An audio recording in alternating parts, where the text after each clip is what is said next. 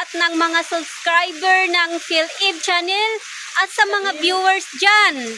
At sa hindi pa nakapag-subscribe dito sa aming channel, please mag-subscribe na naman kayo para updated po kayo sa mga susunod naming mga video. So sundan nyo po kami sa aming mga gagawin dito sa sapa na ito.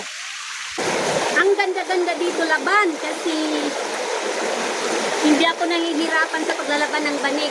Itong banig ko na ito na inalabahan ko ay gawa ko ito sa tinatawag namin na pangtod.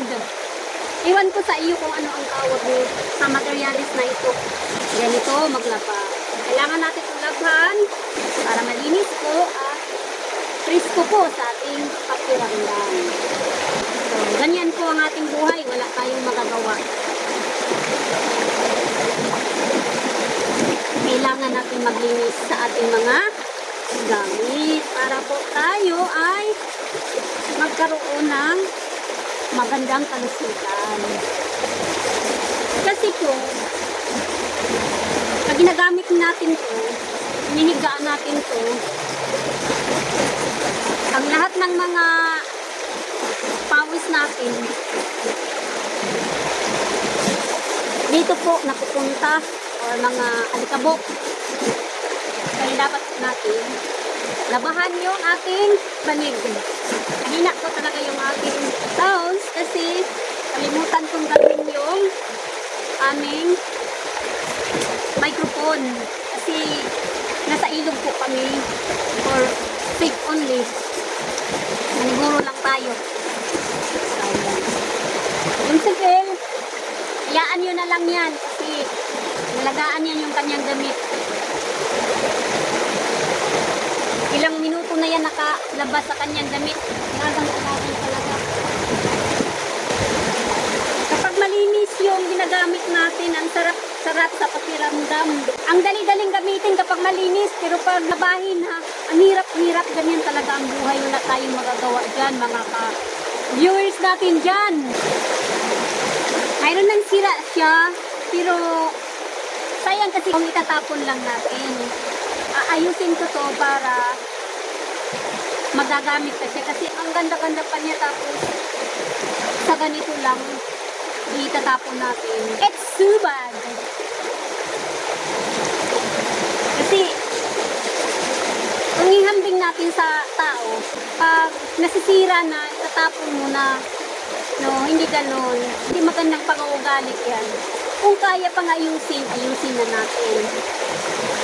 Kasi hindi lahat ng nasisira na hindi na talaga maaayos. Mayroon talagang nasisira na kaya pang ayusin. Ganon rin ang buhay natin.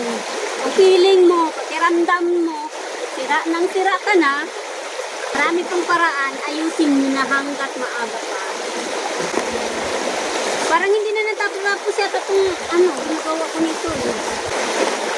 Ayan, pagkatapos, hindi na ako nahihirapan kasi ganyanin ko lang. Tuslok lang sa ilog. Linis na kaagad. Ganito lang yan. Barasin mo lang ng maigi. Tapos sa tingin mo na wala ng dumi dyan, hugasan mo na, banlawan mo na, para matatapos na yung pagsasabon mo. Ganyan lang mga kaibigan ko.